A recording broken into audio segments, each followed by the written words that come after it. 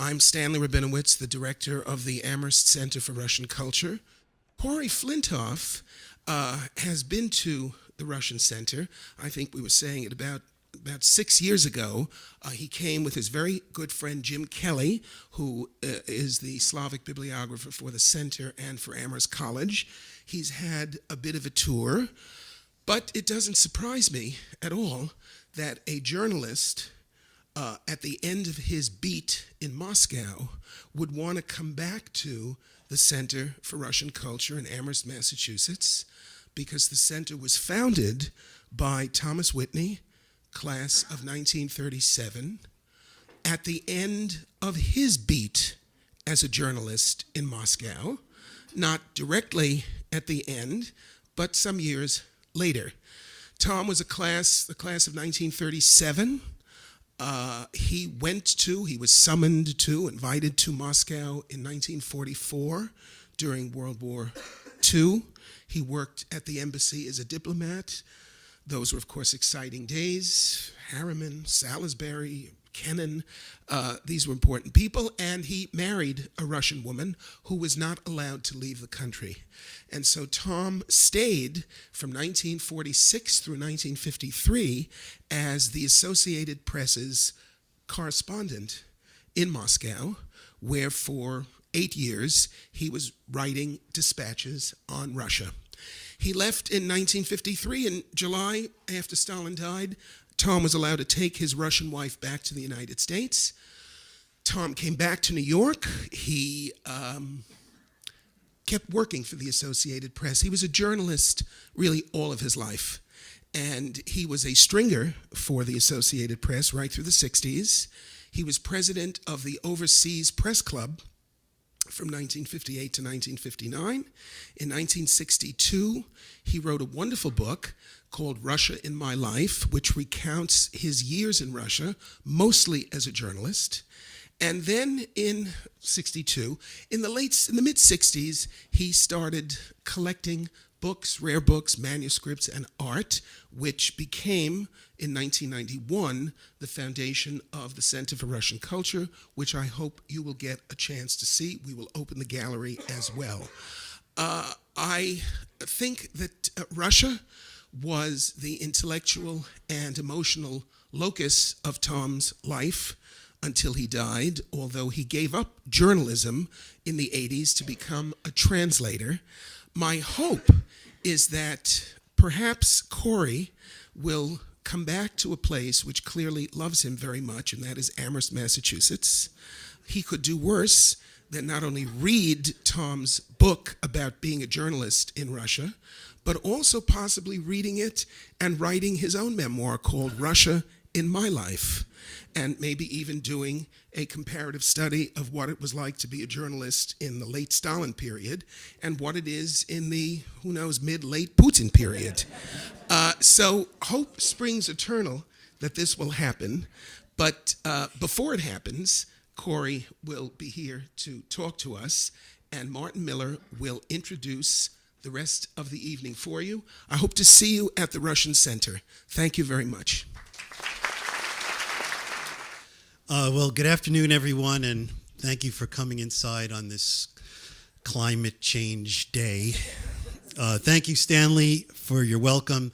New England Public Radio is proud to be co-host this afternoon with Amherst College and the Russian Department, and we look forward to seeing you at the reception afterwards. I hope you're all aware of our expanded partnership with Amherst College on WAMH 89.3 FM. In addition to student programming, you can now hear the NPR News Network. And we've started to offer a digital media course workshop for Amherst College students, which happens in our newly renovated facility at UMass. And Corey will be with us tomorrow to dedicate that. So we're very proud of that new partnership with Amherst College. I'm very pleased to introduce this afternoon's speakers. Boris Wolfson is a scholar of 20th century Russian cultural history with a special interest in theater and performance. At Amherst, where he has been since 2008, he teaches a wide range of books and films, from Tolstoy's War and Peace to Eisenstein's Ivan the Terrible, and beyond. Now, I'm really glad to have heard Stanley's story of the connection with Amherst College, with journalism, because I think it was kind of fortuitous that the stars aligned to get Corey here for these 2 days. My wife and I and our family have an interest in Russia because in 2000, we went to the Kaliningrad region where we adopted our daughter from an orphanage. And she's now 18 in college. But this summer, we traveled with her and our son on a trip with other families who were bringing their children back to Russia to see where they came from.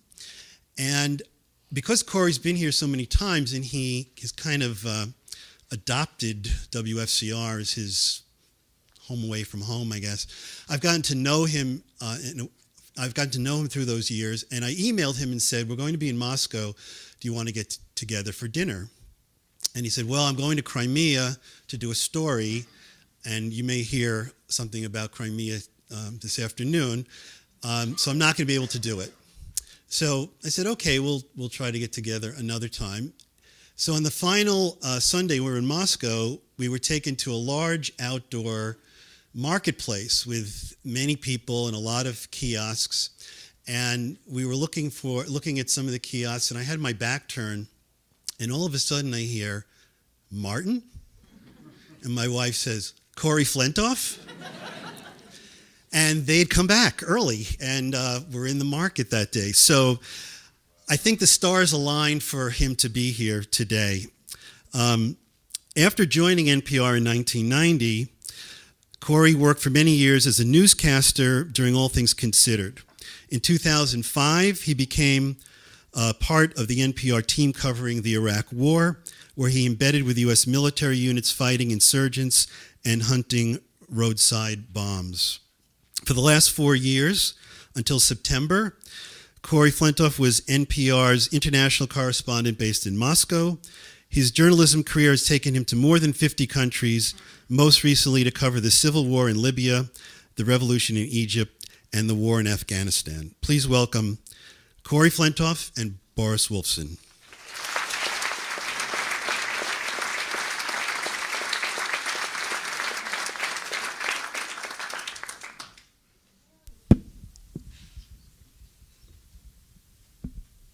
Thank you for coming. Of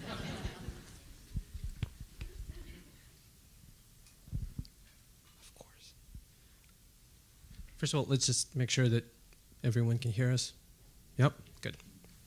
I'm not Corey. I'm the other one. And even though some of us spent last week atoning, I have a confession to make today, which is that I had heard Corey on the radio for many years, but it wasn't until one memorable Sunday when I finally remembered the name, and that was the Sunday that Corey was on Wait, Wait, Don't Tell Me, where he has been a guest on several occasions, but has also substituted for Carl Castle as the voice of God. So I want to start with a little homage to Wait, Wait. They have a game called Bluff the Listener. Those of you who haven't heard the show, the way it works is a contestant who calls in hears 3 different stories. They are all unlikely stories, and one of them happens to be true. The goal is to guess which unlikely story is the true one. I think it's the hardest game. And yeah. So here's your chance to tell us a story about Russia that would qualify for Bluff the Listener. You were there during the years when things went from complicated to extraordinarily complicated in a matter of minutes. But I wonder if there is a story that seemed so improbable when it was happening that really struck you that you could use it on Bluff the Listener. Okay, good. Okay, so the story that sounds plausible, but is probably not true. Let's be ready for this. Okay, there's a group of young men, young entrepreneurs in Moscow, and all of them, of course, have relatives out in the countryside in the Moscow region. And one of them comes back from visiting his relatives in the countryside, and he says, my auntie's health clinic in her village has no beds.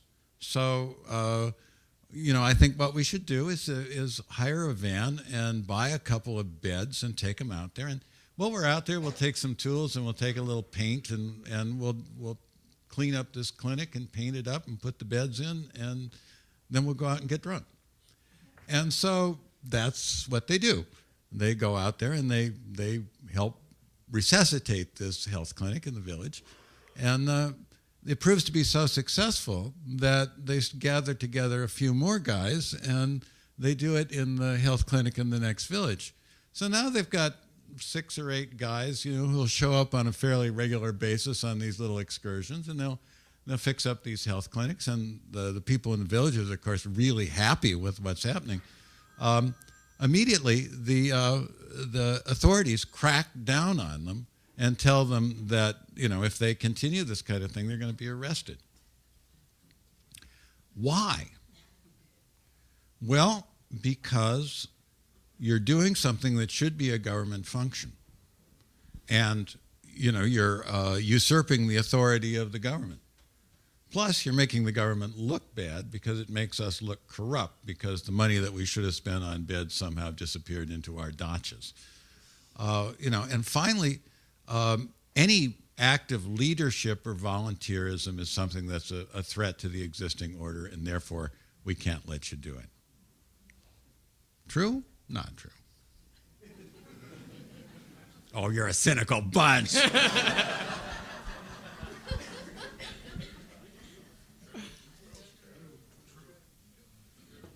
hear true.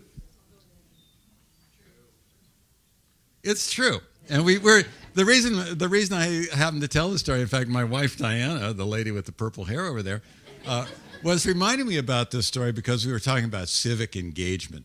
And one of the things that's wonderful about living in the United States is that no matter what our government and whatever our political officials happen to do, there is always the option for civic engagement, and people can work together and accomplish great things for charity and for mutual benefit without fearing that somehow the government is going to crack down on them. That's something that people in Russia today have to worry about. And it's a sad thing because there's a great spirit of cooperation and civic engagement in Russia that just never gets an opportunity to show itself. So picking up on the unbelievable and I guess on American civic institutions, one of the things that's been hard for many of us to believe, especially those of us who work on Russia, is the way in which the tensions surrounding Russia have ramped up over the last few hours, last few minutes. It seems like every few seconds there's some new revelation and the temperature seems to rise. You arrived in 2012 at a relatively hopeful time and have watched this situation become tenser and tenser. And I wonder, maybe we could start by playing one of the stories and showing one of these moments when things seemed to become particularly tense. Yes, first. Absolutely. Let's do it's a kind of a pivotal moment. We'll play this story for you, which is just as a reminder, it is about the shoot down of the Malaysian Airlines Flight 17 over eastern Ukraine in 2014. I happened to be there immediately after the plane went down. And this is a setup for the situation that took place when the world finally was discovering that 300 innocent people had died in this explosion or this shoot down.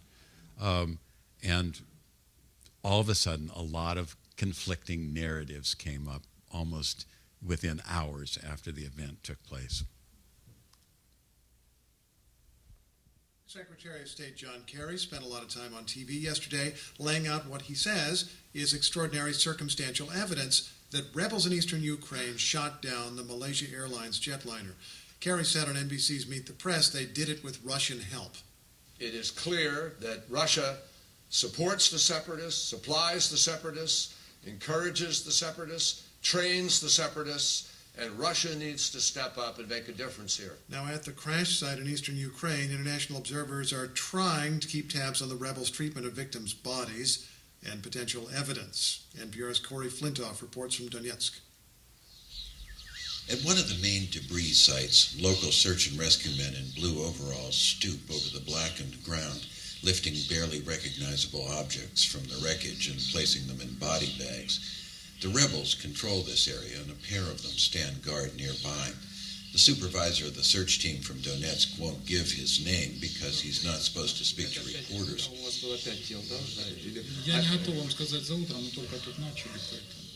They just started.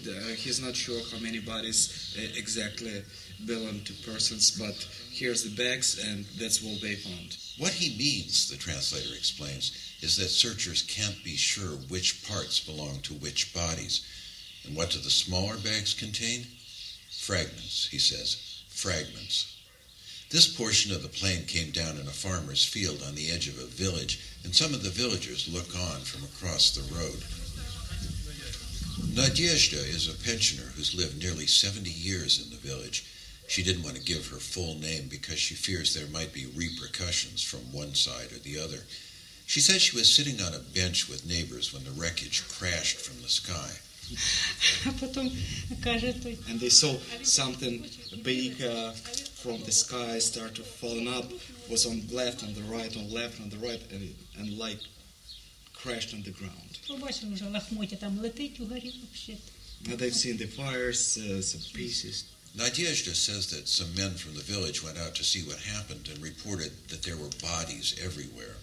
She didn't go to look then, but she seems compelled to watch from a distance now. Around midday, some members of the observer team from the Organization for Security and Cooperation in Europe arrived to examine the crash site. They've been trying to see more of this area for the past 2 days, but said that rebels limited their movements. This time, they seem to have unhindered access. Later, leaders of the team said that rebels had removed most of the bagged bodies and moved them to a town not far from the crash site.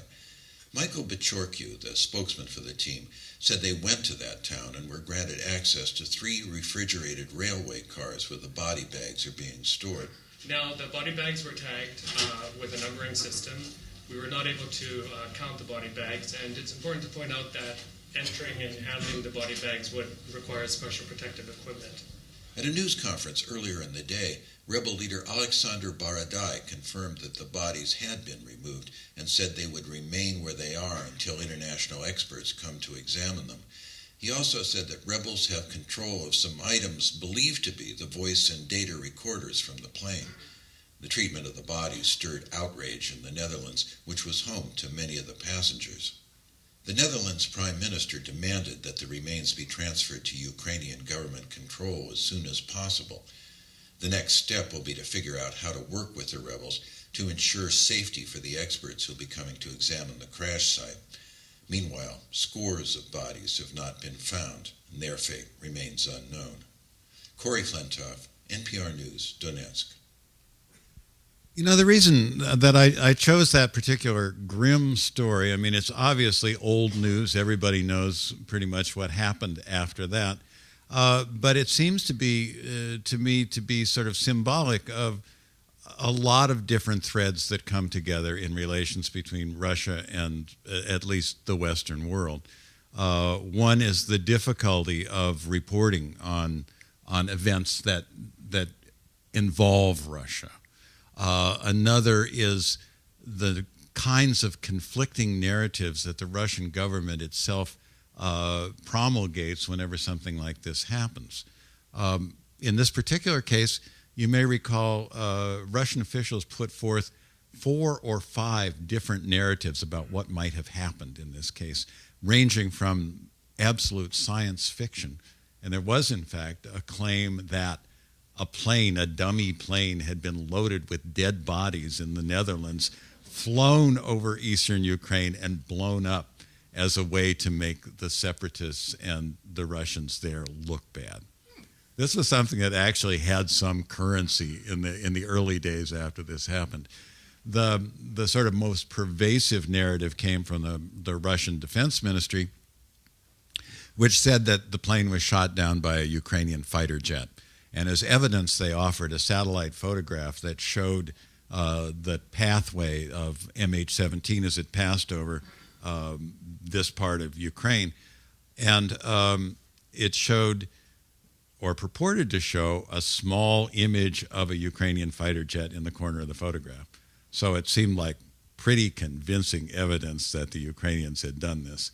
Well, a citizen journalist group called Bellingcat, that's based in the UK, within a matter of a few days, searched through all the satellite photographs that had been taken of this area over the previous couple of weeks. And what they found was a photograph that exactly matched the cloud formations that were shown in the photograph that was offered by the Russian Defense Ministry. Exactly, to the pattern repeated perfectly, which demonstrated that the photograph that the Russians were using had been taken long before the incident actually happened. And they also pointed out that this tiny image of the Ukrainian jet was a Photoshop. But by the time that had happened, the Defense Ministry's narrative had gotten out there and was widely spread in domestic Russian media, in Russia's state-run media. And so that was the narrative that stuck. And I would bet you that if you asked a lot of viewers out in the provinces what happened that day, that's what they would still tell you today. This is back in the news again, incidentally, because just last month, the Dutch Safety Board released its report and actually said quite definitively and quite persuasively that this plane was shot down by a Russian anti-aircraft missile called a Buk that was brought across the Ukrainian border, parked in rebel-controlled area, and then removed shortly after the shoot-down took place. So it follows a kind of a familiar pattern. Conflicting narratives, repeated denials, claims that anything that foreign investigators put forward is really not anti-regime, but anti-Russian. So one of the reasons the story, I like the idea of beginning with the story is both because it's back on the news and because it shows the high stakes of everyday life. What you're reporting on are the minute details, but the stakes are actually very high. Several governments are involved, right? We have this lead-in from America's top diplomat. You conclude with a reference to the actions of another government. And so it feels like the stakes of what you're reporting on are very high, even though what you're doing is going body part by body part. Having worked in so many places where life is constantly in danger and the safety of those who you're interviewing and your own safety is a primary concern, I wonder how you would describe the differences between reporting on events in Russia, the kind of the high stakes of Russian reporting by comparison with reporting on a war, on an ongoing revolution. What makes the Russian stories, what builds the high stakes of a Russian story for you? I would have to say that, and I think I'm speaking to an audience of people who have special interest in Russia and the former Soviet Union and in Eastern Europe. I would say that for foreign reporters, reporting on that area is probably easier and safer than the reporting that I did, say, for instance, in Iraq or Afghanistan or Haiti, for that matter. There's an actual possibility that you could get in the wrong place at the wrong time. But in Russia, especially if you're reporting for a foreign news organization, there's a lot less interest on the part of the government in what you have to say. I mean, NPR is broadcast primarily in the United States, although it is available on the internet throughout the world. It has very little carriage in Russia and very little readership on the Russian internet. The Russian authorities have no particular interest in what I do and no particular worry that I'm going to cause them a great deal of difficulty. Now, if I'm a Russian reporter, in trying to do exactly the same thing, then I'm in quite considerable jeopardy. And as we've seen, quite a number of my Russian colleagues have been killed, savagely beaten, imprisoned, repressed in multiple ways. I wonder if you could talk about the relationship between Russian reporters and non-Russian reporters as these stories get covered. On a daily basis, what is that interaction like? How has the situation shifted over the years for the Russian reporters? And how do you know whom to trust when you talk to a member of your profession who happens to be a Russian reporter? There's a big division between people who work for the state-run media in Russia and people who work for opposition or at least independent media. People who work for state-run media over the course of the last 4 years have become sort of increasingly separate from foreign reporters. I've been on reporting trips with Russian media crews, state-run media, who wouldn't speak a word to me. They regard us as the kind of people who are there to make Russia look bad, where they see themselves as being there to produce a counter-narrative to anything that we might report. And so we have very little to talk about, actually. And sometimes those interactions would get to be a little bit testy, even. When I'm dealing with reporters who work for independent media, say in Russia or in Ukraine, then the relationship ranges from at least sort of mutually cooperative to at least cordial. So, and this is reflected in the attitude of state-run broadcasters who say, this is a sign that those independent and opposition Russian reporters are traitors, essentially. They've gone over to the West and they fraternize with Western media who are there to make us look bad. So you're picking up on kind of a major narrative that has been gaining strength over the past several years, that by engaging with Western culture, you're somehow not being loyal to the true Russian essence of what you do. One of the ways in which we've seen this play out is in the law that demands that non-governmental organizations declare themselves to be foreign agents if they receive grants from foreign organizations and thereby become suspect. I wonder if you could describe, for all of our benefit, other kind of ideological strains that have emerged over the last few years, other narratives. So one narrative is you're a foreign agent working against us. You're the fifth column. Other things that you see appear in the state-run press or in the society that seem to be picking up steam? It's hard to say. We were talking a little bit earlier about, what is the sort of ideological basis for, the Kremlin narrative. And the odd thing about it is that it has changed or changes repeatedly. And it seems to be very difficult for the Kremlin to kind of pin down an ideological basis for their authority. On the one hand, at sometimes it's conservative values as expressed through the Russian Orthodox Church. At other times, it's a kind of return to the glory days at the end of the Great Patriotic War, when Russians saw themselves as the victors in Europe after making enormous sacrifices, and tells people that we need to make the same kind of sacrifice because we're now a besieged society surrounded by NATO, surrounded by both economic and military enemies, and we have to be ready to face them just as our grandparents faced the Nazis during World War II. Those are some of the kinds of things that come up periodically, almost in rotation. How do you think that plays out for different generations? As you encounter people for different stories, do you feel that there are generational divides? Are the divides along social lines? What are the fault lines in the social fabric? I think it's less along generational lines. Where this occurs, I guess, is in younger people.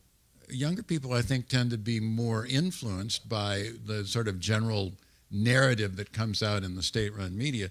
And so, for instance, that narrative about the great victory in the Patriotic War and what it says about the Russian character and what it says about us as a government and the way we all work together is almost more persuasive with younger people who encounter this narrative,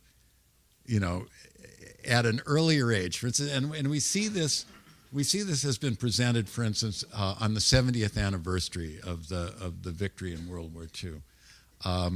It was played up in a way that it had not been played up in decades. The military parades were over the top, and the wearing of the St. George's ribbon as an expression of your patriotism was over the top. And young people tended to remember this as, a glorious victory that was absolutely unblemished by casualties, unblemished by repression from the government, unblemished by the Soviet Union's relations with Hitler before the war. All this is forgotten. But now older people who were there tend to remember this much more. They remember a much more nuanced situation both during and after the war. And they're the ones who tend to be less complete believers. You mentioned that you arrived in Moscow as the protests of 2011, 2012 were still going on but began to wind down. These protests were caused by what was perceived to be a particularly cynical announcement by Putin, who was then prime minister, and Medvedev, who was then president, that they were going to switch roles after the 2012 elections, which was in itself an extraordinary event. People were actually protesting hypocrisy and dishonesty. 4.5 years later, there doesn't seem to be any sense that anything that might happen in Russian politics would bring those people out. You've been there all this time. How would you explain this change? I'd say that, when I first arrived there in the winter of 2012, the big protests were still going on, and tens of thousands of people were still turning out in very bitter winter weather to express their protest against the government, and not only against the decision for Medvedev and Putin to change places, but against this also very cynical parliamentary election that had taken place earlier in that fall. And there was a lot of optimism on people's part that somehow these protests would be valuable and useful and effective in countering this kind of repression. That stopped right after May the 6th, the demonstrations at Bolotnaya, when the police showed that they were willing to crack down in very violent ways, arrest people more or less at random, try them more or less at random, and give them extremely harsh sentences. So that was a message from the regime to people that it doesn't matter who you are. You might be a top opposition leader. You might be a top academician. You might be, a masseur or a sports trainer or something like that. You could be singled out and sentenced to 4 to 6 years in prison for even taking part in this on evidence that was clearly either fabricated or so flimsy that a court in this country would not have ever prosecuted on it.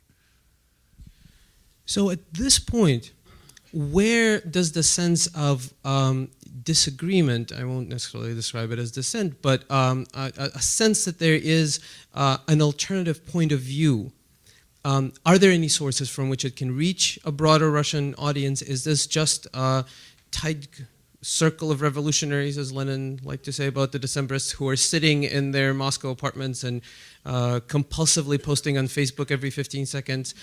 Or is there some kind of a sense that there is a larger, if not, again, discontent, then a sense of critique that's being offered to the broader population? I have to say, I think that the repression of the opposition has been so severe and that in severe enough to awaken memories of Stalinist repression, that people are not uniting in the ways that the Decembrists did. There are not networks anymore. There are tremendously fragmented and fractured parts of the Russian opposition, and there are people who have simply just given up.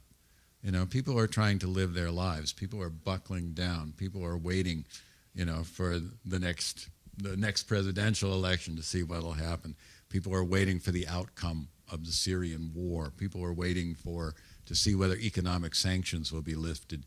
They're not waiting for opportunities to take part in the political life of the country.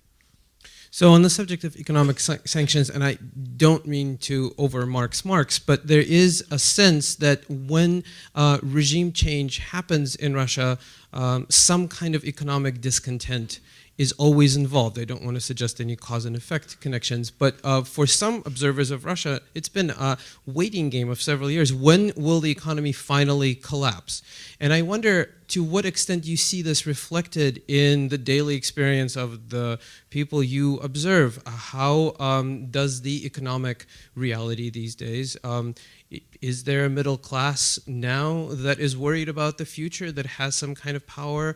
What is the relationship between the large number of people who don't have access to a sustainable source of income and those who do? There have been several recent works of art that have reached the West, Leviathan, the film by Zvekintsev being one of them, in which this problem was put in allegorical and very sharp, one might even say melodramatic terms. Do you see this kind of class warfare being played out in any way in everyday life? You know, I have to say that you don't see it in places like Moscow and St. Petersburg. You see it a lot more in the provincial cities. But what's happened? I mean, for instance, the root cause of Russia's economic difficulties right now is simply low oil prices and an economy that never made the transition to diversify, you know, to become business friendly, to give an opportunity for people to be entrepreneurial. It's all been based on resource extraction. And of course, you have to remember that Russia is a colossally wealthy country as far as resources are concerned. Even when oil prices are at rock bottom, Russia's oil companies are still making money. They're making even more money today because they're selling their product in dollar-denominated sales, and they're paying for their workforce and their local equipment and their extraction in rubles. And ruble, the value of the ruble has basically fallen by half, meaning that the savings of ordinary people have fallen by half. And people do feel that. You know, this is something that's been very, very hard, especially on pensioners, people on fixed incomes, people in the provinces whose incomes were very low to begin with, people who don't have access to, you know, all the different opportunities to earn more money that exist for people in the big cities. But the interesting thing is that they are not seeing this as the fault of the government. And in some ways, that's the success of the Russian government's propaganda that says, no, this is a result of Western sanctions. It's the pressure that the West is putting us under that's hurting you. And so a lot of that anger is now directed at the West and not at the government that has failed to, you know, provide an economic buffer for these people. You mentioned that one of the last trips you took when you were in Russia was a foreign ministry-sponsored trip to Crimea. This is a slightly selfish question because it happens to be my homeland. But I wonder if you see any difference in that particular province. A good number of whose residents consider themselves under occupation, and a much larger number of whose residents consider themselves to now be properly Russian. How this both ideological and economic pressure in a region that's under severe economic stress playing itself out? Do you see any difference between that little peninsula and the rest of the country? Yeah, I do. And I think that, Crimea is feeling the pain because of the loss of its tourism industry. There is virtually no international tourism there. And even though flights are cheap, and Crimea is a legacy destination for Russian vacationers, a place that many people have gone to in childhood that they really loved. And yet, surprisingly, that tourism hasn't picked up.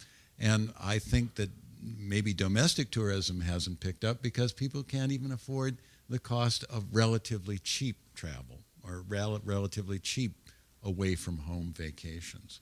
So that's a serious problem for people in Crimea. But in other respects, the Russian government is still heavily subsidizing the government in Crimea because, they have to make a success of this, and they have to keep people relatively happy there. And I would say that with the combination of pervasive propaganda and government subsidies, so far they've managed to do it pretty successfully. So, just as an example, you mentioned that this is a foreign ministry sponsored trip. How much control do you feel when you go on a government-sponsored trip? Do they determine your itinerary? Do they care? You mentioned that they don't particularly care about NPR reporters because they're not talking to Russian citizens. But, the old Soviet paradigm is you're constantly being watched. They want to know where you're going, who you're talking to, etc. I gather that doesn't happen these days. But what sense do you have that a narrative is trying to be kind of created for you to help you see the right way? Well, I can tell you what the sort of premier items on our itinerary were, and one of the ones that we as foreign reporters really wanted to see was the building of the Kerch Bridge. This is the bridge that will link southern Russia with the Crimean Peninsula. It's an enormous engineering feat, and they're going to accomplish it. They were sort of well on the way when we got there. So there's a great deal of pride in that, a great deal of promoting this as something that showed that, there is the will in Russia, and it's not flagging to make sure that our connection with Crimea becomes stronger and remains stronger. The other thing that we were taken to see was the Black Sea Fleet. And we were taken aboard one of the newest frigates in the Black Sea Fleet. And there's a great deal of money being invested in that, in Russia's presence there, and something that they felt a great deal of pride in. So these are two pride points that were really important to them, and important to make sure that we saw. On the other hand, there was no effort made to prevent us from going in. We were in Simferopol and Sevastopol, and there was no effort made to keep us from talking to people in the street. And we were, in fact, encouraged to do that because they could be relatively certain that the people in those cities were going to say, "You're damn right we support Russia, we're right where we should be." And I'd say that's the attitude of all the Russian heritage people in Crimea right now, or a substantial number. That doesn't speak to the Ukrainians who still remain there, and it doesn't speak to the Crimean Tatars. So, on the subject of people who matter and who don't, I'd be delighted if I was someone who the Russian government didn't care about. And for a long time, someone like a university professor wasn't. One of the understandings of the social compact of the early 2000s was that the intellectuals, the culture sector did their own thing. As long as they weren't oligarchs trying to run for president, they weren't going to be touched. As long as they didn't enter into the political sphere, they were fairly safe. Around the protests, around 2011, 2012, this began to change. And I wonder, from your perspective, how you see the situation of the arts and intellectual life in Russia today. By all accounts, theaters are full, newspapers are being read still in print, people buy books. I mean, there's all of this evidence that Russia's affection for high culture is still there. But the change in the relationship to the government has become more and more palpable over the years to observers from across the pond. What's your impression of the change from the inside, as it were? I would say that the cultural scene in Moscow is extremely vibrant. There's as you said, there's a tremendous amount of theater. There's a lot of new productions being mounted, and of course the old repertoire is being performed all over in all kinds of different iterations. But I made some friends in the Russian theater sphere, especially, and people have said to me that and I don't know if this is self-deception or self-censorship, or this is simply artistic license, that artists will talk about and do what they want to do. But people will tell you that, no, we don't feel a great deal of pressure from the government. We don't do political pieces at the moment, but,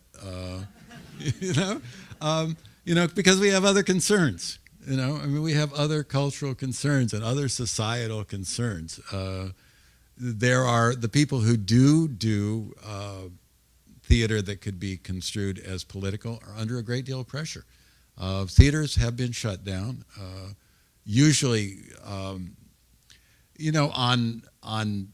for various justifications that have nothing to do with their production. Your theater is closed because it's deemed to be unsafe, or because it needs to be reconstructed, or because your lease has run out and inexplicably the owner of the building wants to use it for a supermarket.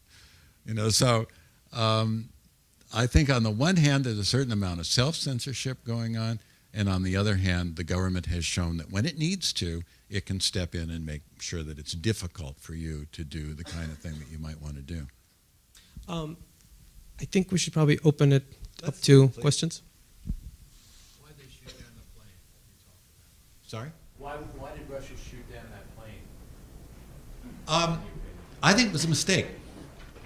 I think Russia was at that point supporting the separatists, and in fact, in many fronts, the separatists themselves were Russians, and some of them were Russian FSB agents who were fomenting these attempted revolutions in the various towns of the Donbass. I think that the Russians had been supplying weapons, and that they particularly supplied this very sophisticated anti-aircraft system to the rebels, and it is a very sophisticated, technologically difficult weapon to operate that requires a lot of training on the part of the team that operates it. So that would suggest to me that it had to be a Russian team that was doing it. The separatists had some success in shooting down Ukrainian military planes. I believe they shot down about 3 of them over the course of several months of the early stages of the war in eastern Ukraine. I think what happened is that somebody saw this silhouette on their radar and thought that it was a Ukrainian bomber or Ukrainian cargo jet, and shot it down with very little vetting on the part of anybody else on the outside. But I think the reason that the Russians had to deny all this is that to have admitted that this kind of mistake was made would be A, to admit that they were fallible, and B, to admit that in fact there was a Russian military operation going on in eastern Ukraine. And to admit that would have undone the whole process of the way that war had been started. Sir. Once upon a time during the Cold War, Russia was the center of American attention, and that extended to news offices in Moscow and coverage, placement in newspapers and on the radio. One assumes that fell off after the Cold War. I wonder if you could compare the amount of interest that your bosses, at NPR have now in Russia with what you understand they had before, and not just NPR, but in general, how interested American media are in Russia, and how does that affect your life there as a correspondent? I would say that when I first got there, American media interest in Russia had been flagging for some time. In fact, I have to tell you a dirty little secret, which is that my editors at NPR were thinking about shutting down the NPR bureau just as a cost-saving measure. And this is in 2011, 2012, when things were really starting to take off. That story, the mass demonstrations in Moscow and St. Petersburg, turned that interest around. And so ever afterward, there's been increasing interest on the part of NPR, on the part of the news organizations that still have bureaus and operations, the New York Times, the Financial Times, the Wall Street Journal. But nevertheless, a lot of them, the broadcast organizations, have left. The CNN no longer has a permanent presence in Moscow. They bring people in when there's a story to cover.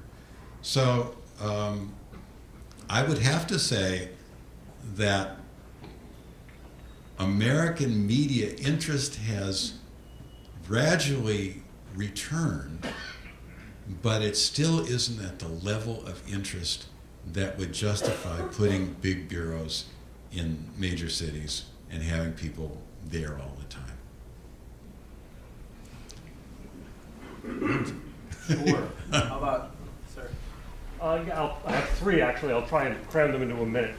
There seems to, you always hear that that Putin has 75% support among the populace of Russia. How much of that do you think is genuine, and how much of that do you think is just an artifact of his crushing control of major media?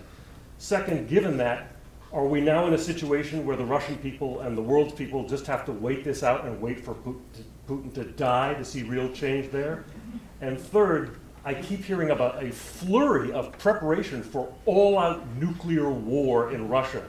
Is this just a propaganda designed to convince people that somehow the election of Hillary Clinton literally presages the end of the world, or do you think there's something deeper behind it? Well, as to Putin's popularity, I think it's actually as high as 82%. And that is, in fact, a reflection of the coverage that he gets in Russian media, which is invariably favorable. He's on every single evening news broadcast in some form or the other. And I think that even the way polls are conducted, even by the independent pollster that remains in Russia, are sort of doomed to produce these high numbers, because I don't think people are telling the pollsters the truth when they get the call. You don't know who's calling you up on the phone and asking you how you feel about the Russian government. So there is that. On the issue of, let's see, what was the second question? Well, do we have to wait for him to die? Is there any prospect of any real change? I don't see a prospect for any real change. I think that Kremlin control is very strong and very pervasive. It is at both the authoritarian level, but also at the psychological level.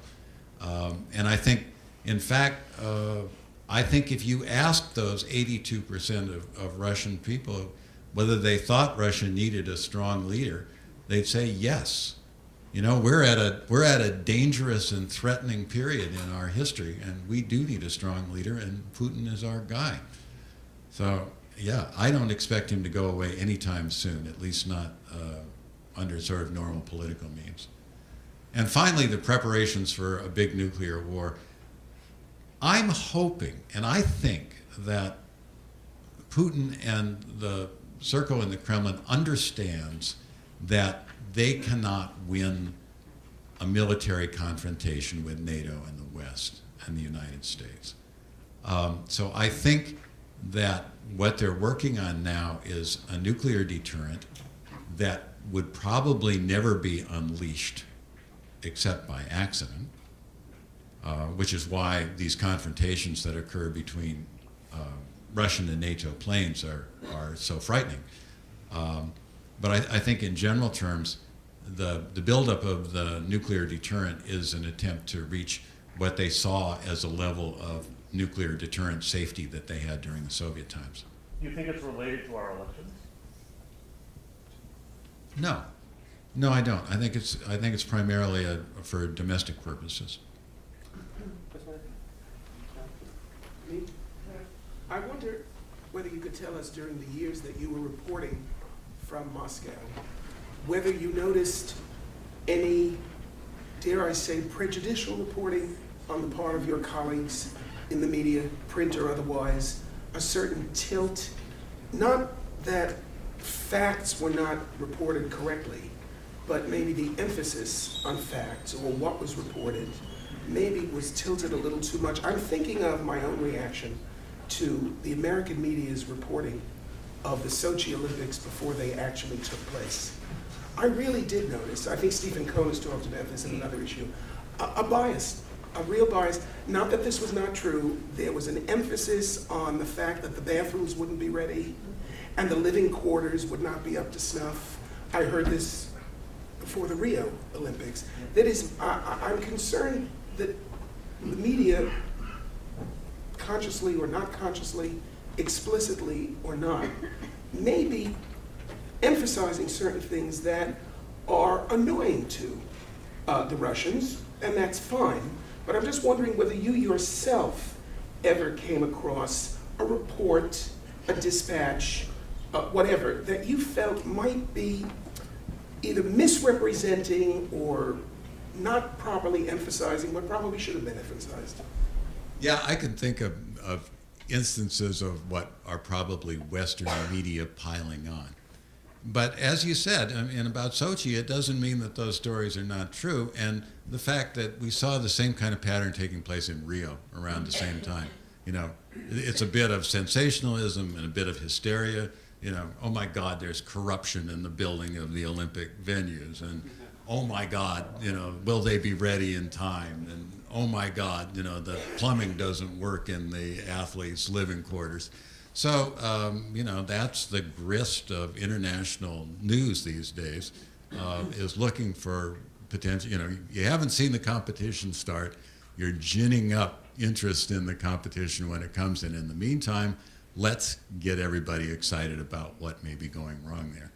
Now, what's happened since the Sochi Olympics was the fact that this widespread government-supported doping operation has been revealed, something that's virtually, in its scale, unprecedented, in Olympic history. And that's another thing that, like MH17, the Russian government has absolutely said, we're not going to talk about it. We're never going to admit that it happened. And because it happened on our territory, we're going to make sure that there's no way to ever get conclusive evidence about it. So it's the nature of the news media to look for failures and holes on the part of the authorities. And it's easy to find them both in the American government and in the Russian government, and I don't think we can fault the coverage of the Russian government very much by Western news media. Gentlemen, all the way in the back. Have you or your colleagues ever discussed what it is about Trump's Russian Jones, the fact that it can't help him with a larger American audience at a time when he needs help, but what's behind it? Is it the bling? Is it the gangster strut? Is it the Slavic beauties? What is it? I think you've actually identified some things there. The gangster strut, maybe. The things that Trump has said suggest that he does admire Putin for his strongman stance. He has suggested that he sort of admires the ability to do things by fiat rather than by legislative processes. So I think that's something that's deeply attractive. The other thing is that although in truth Putin himself has been very careful not to endorse Trump directly, And in fact, the things that he's been quoted as saying, he said that he never actually said that he was a brilliant person. He was a bright person, or I suppose it could be translated as a vivid personality. But in fact, Putin's surrogates in Russia, Russian officials and politicians and analysts and academics have come out in many ways to be very favorable of Trump's campaign and done things that amounted to an endorsement of him. The American University in Moscow, which is supported by the Russian government, came out with a video that you can see on YouTube in which a number of their leading academics came out and said, Trump's the guy. I mean, you can say what you want about his personality and his history, but in terms of relations with Russia, he's the person that we genuinely believe is the person that Americans should support. Back to FARA, you mentioned the Foreign Agents Registration Act earlier. Isn't it true that we have in America the same act since 1938, and the Russian one was almost word for word taken from the American FARA, Foreign Agents Registration Act? I think you should know this. Yeah, it was taken from the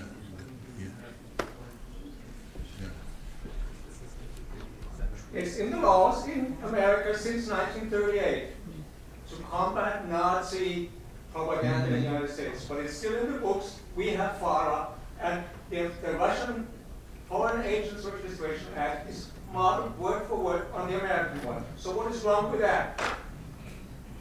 Well, it may in fact be true. I can tell you that I don't know the historical background on this. So, but are we using our Alien Registration Act? Is an Alien Registration Act the same thing as a foreign agent label in a country where being a foreign agent is equivalent to being a traitor in the pay of some other government? Our Alien Registration Act made life difficult for immigrants to this country, and it may, for all I know, eventually be renewed if the political situation in this country changes. But I would argue that the way those things are being used today is nothing like the same. I Googled it yesterday, and it's exactly to combat agents, Americans who are paid by foreign governments to do propaganda in this country. And this is exactly what the Russian FARA is about. Yes. But is it being applied to people who are paid by foreign governments to do propaganda in Russia? Is Golis, for instance, the election monitoring organization, an agent of the United States that's being paid to do propaganda in Russia? I would argue no. Or Memorial. Memorial. Yeah. Exactly. Notoriously. Other questions? What's the word about Syria on the streets of Moscow? Actually, you already had a chance. Let's find somebody else. This is a follow-up about election. We get a lot of reportage about Russian interference with our democratic process. So I just wondered how valid or how people in Russia felt about it, or if you felt it was a valid report. I have to say that most of what I know about the accusations of Russian organizations hacking American political organizations comes from the American side. And we've heard, I think, pretty persuasive arguments that in fact that hacking was done by Russian hacking organizations, which it would seem have connections to the Russian regime, would not be able to operate at that level without the acquiescence of the Russian regime. So what does that tell us? Does it mean that they're actually meddling in our election in a way that's designed to produce a certain result, namely to get Donald Trump elected, for instance? Or does it mean that this is an effort to just undermine confidence and trust in the American electoral system?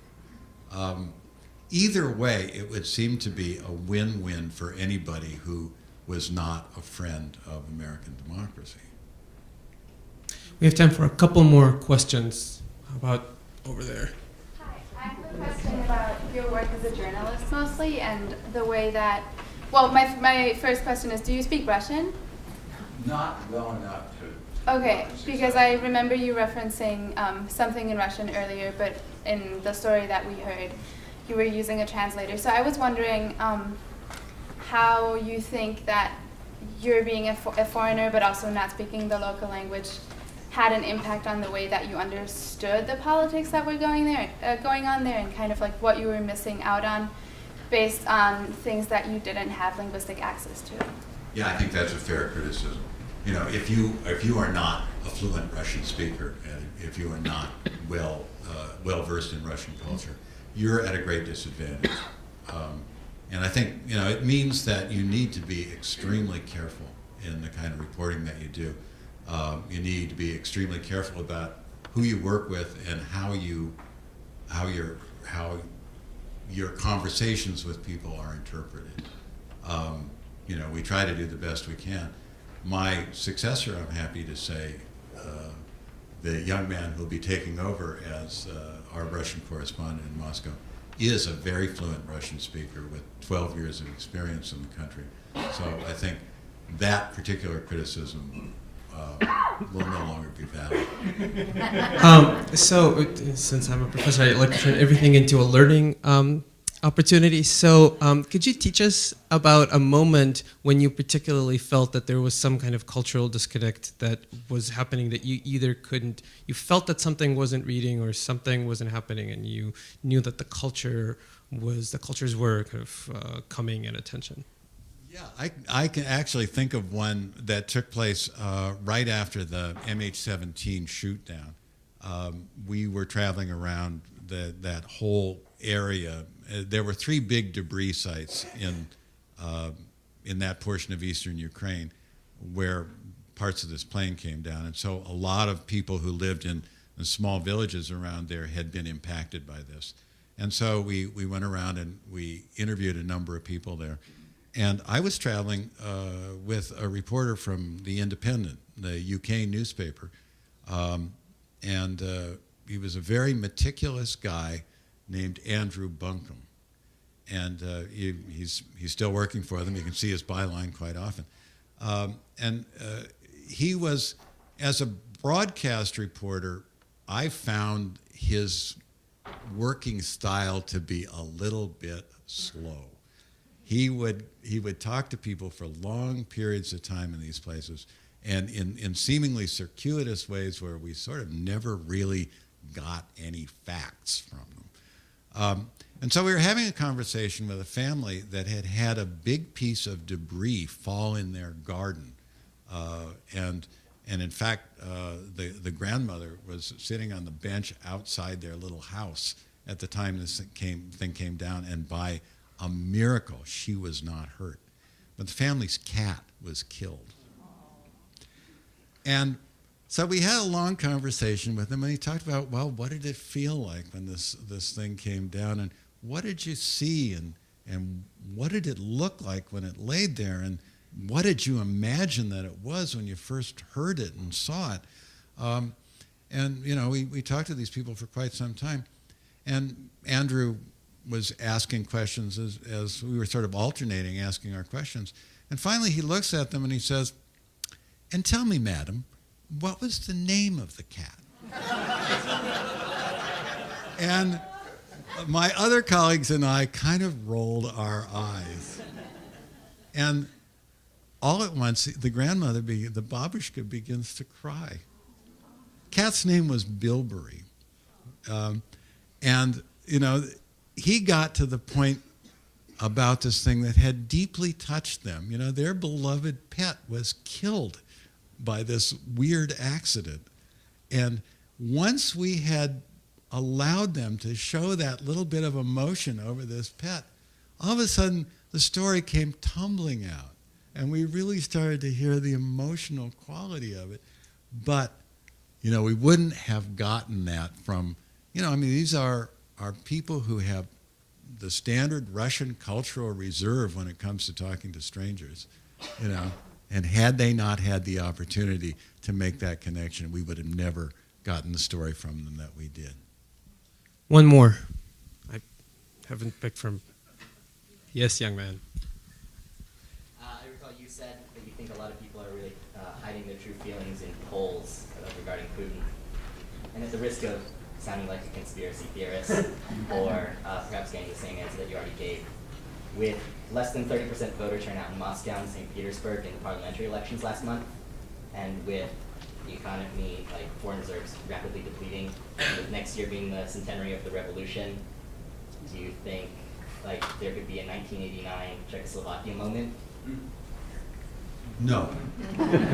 No, I mean, in all fairness, no, I think not. I mean, I think the low turnout in the parliamentary election was meaningful in that it showed that people didn't see that there was much point in taking part in it. You know, I think the economic difficulties are very real, but as I say, Russia is a wealthy country, and Russians are a very tough and resilient people who are prepared to make big sacrifices and to endure very difficult conditions if they believe that, you know, this is something that's needed to protect the homeland. And I think, you know, there is also, you know, there's this tremendous propaganda grip on the minds and hearts of Russian people, and, you know, that they basically support the government. So no, I don't think there's going to be any major change in the foreseeable future. So stay tuned. We have run out of time. I do want to remind everyone that the Center for Russian Culture is waiting to have a reception to which you are all warmly invited. People will be walking over. I don't think you'll miss the building. And I wanted to thank Corey for teaching us for the last few years. Thank you all for coming.